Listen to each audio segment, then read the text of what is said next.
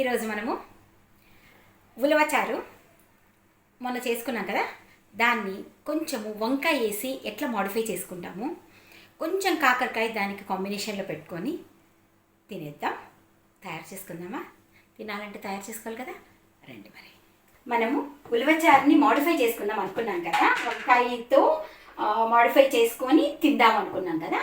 దానికోసం వంకాయ కోసము కోసే ముందు నీళ్ళల్లో ఒక చిటికెడు ఉప్పు వేసేసుకొని వంకాయని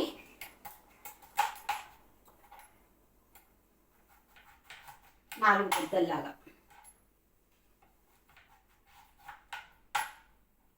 చూసుకోవాలి. వంకాయల్లో పురుగులు ఉన్నాయా లేకపోతే ఏమన్నా ఉందా జాగ్రత్తగా చూసుకోవాలి. వంకాయలు భలే డేంజర్ అండి బాబు. అలా మంచిగా కనిపించినట్టే కనిపిస్తే లోపల ఏదో ఒకటి ఉంటుంది అనమాట. చాలా భయం ఆ విషయానికి. అందుకే నేనైతే ఎప్పుడు వంకాయల విషయంలో కొంచెం జాగ్రత్తగా ఉంటాను. మంచి నిగనిగలాడుతూ ఉన్న వంకాయ అయితేనే తీసుకుంటా. కొంచెం వాడినట్టుండి అట్లా ఉందంటే అసలు దాని జోలికి కూడా పోను. చూడు, ఇంత ఫ్రెష్గా ఉన్నా కూడా ఏదో డౌట్ ఉన్నట్టే ఉంది వంకాయ. అందుకే ఎక్కడ డౌట్ అనిపిస్తే అక్కడ తీసేయడమే. ఓకే, ఇది కూడా ఒకసారి చెక్ చేస్తాను. ఎస్, బాగానే ఉంది. అంతేనండి, అసలు వంకాయ విషయంలో కాంప్రమైజ్గా ఉంటుంది. భలే మోసం చేస్తుంది వంకాయ. చూడు, ఇంత పైకి ఎంత బాగున్నాయా.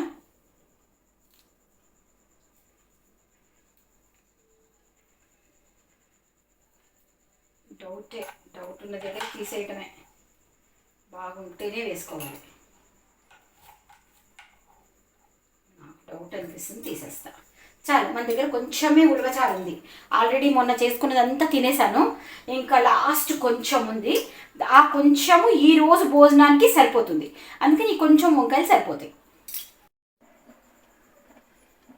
కడాయి పెట్టాను, కొంచెం నూనె పోసాను. కొంచెం నూనె పోసేసి జస్ట్ కొంచెం వంకాయలు ఏవైతే ఉన్నాయో వాటిని వేసేసి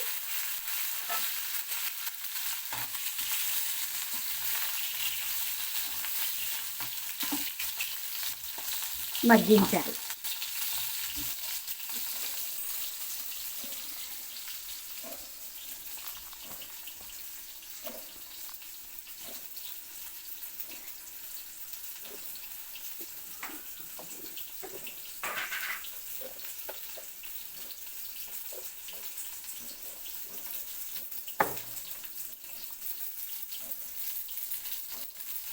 వంకాయ మీద సాల్ట్, ఎందుకంటే మనము ఉలవచారు ఆల్రెడీ ప్రిపేర్డ్ వన్, అది ప్రిపేర్ అయ్యి ఉంది కాబట్టి జస్ట్ మనం వంకాయల్ని మగ్గించుకొని ఆ రసంలో ఆ కొంచెం ఉలవచారులో వేసేసి మరిగిస్తాము అంతే.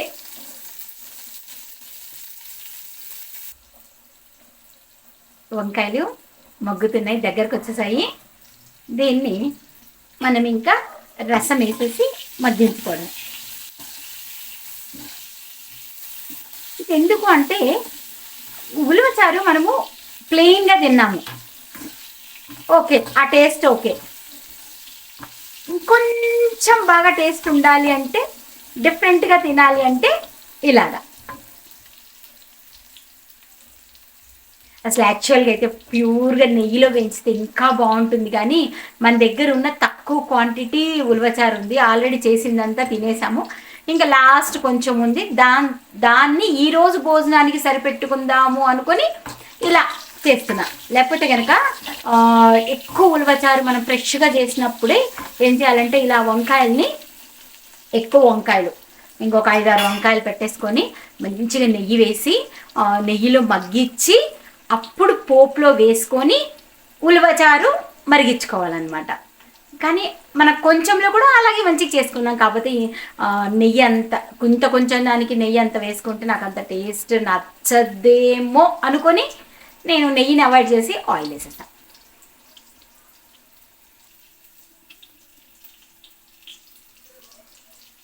జస్ట్ ఆ వంకాయ మగ్గింది కదా, బాగా మగ్గింది.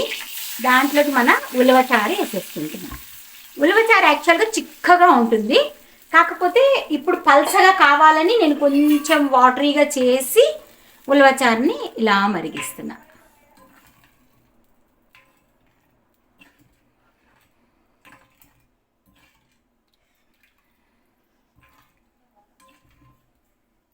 అది ఉలవచారు రియల్గా మనం చేసిన ఉలవచారు వీడియో తర్వాత వీడియోనే ఈ వీడియో పెడతాను. ఎందుకో తెలుసా, అది చూసిన తర్వాత ఇది చూస్తే ఓకే అని మీకు అర్థం అవుతుంది. లేకపోతే ఇది ఎందుకు ఇట్లా పలసగా ఉంది, ఈ వంకాయలు వేసుకోవడం ఏంటి అని మీకు ఏం అర్థం కాదు. ఆ ఉలవచారు చేసుకున్న తర్వాత ఆ ఉలవచారు తినేసాక కొంచెం ఉలవచారు మిగిలిన దాన్ని మళ్ళీ ఇలా వంకాయలు వేసుకొని ఆ ఉలవచారుని పల్సగా చేసుకొని ఇలా నేను మరిగించుకుంటున్నాను. ఎందుకంటే ఈరోజు ఫుడ్లో ఇది ఒక సైడ్కి ఇంకొక డిష్ లాగా ఉంటుంది అని అంతే.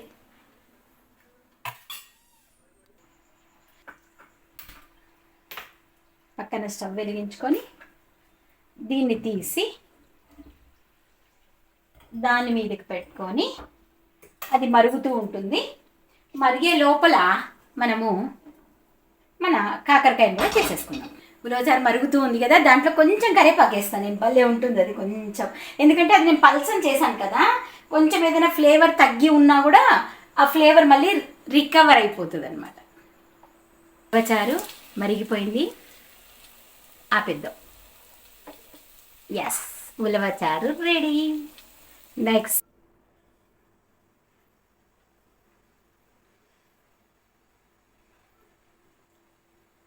ఉలవచారు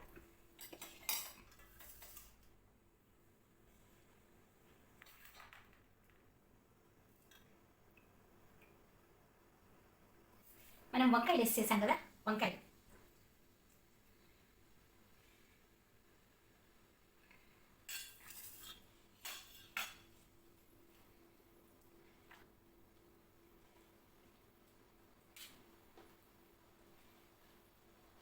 ఎలా ఉందో వంకాయ.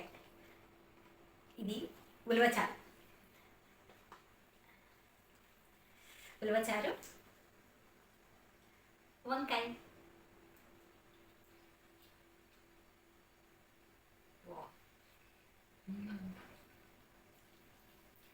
భలే ఉందండి ఉలవచారు.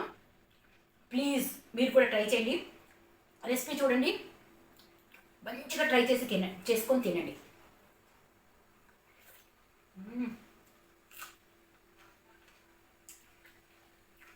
లివర్ సూపర్ ఉంది.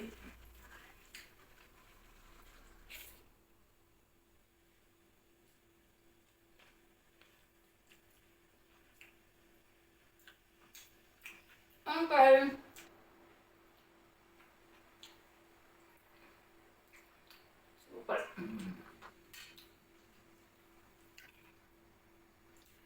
ఎగ్గుని మర్చిపోతున్నా, ఎగ్గు చాలా ప్రీషియస్. రోజుకు 2 ఎగ్స్ తినాలి. నేను ఏం చేశానంటే పొద్దున ఒక ఎగ్గు తినేసా, అందుకోసం ఇప్పుడు ఒక ఎగ్గు.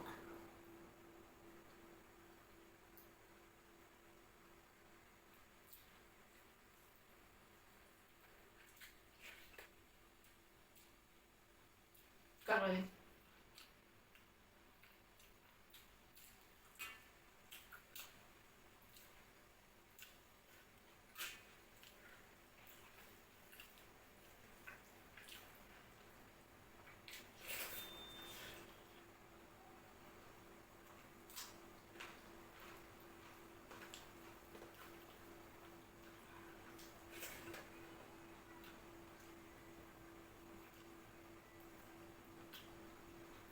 liver.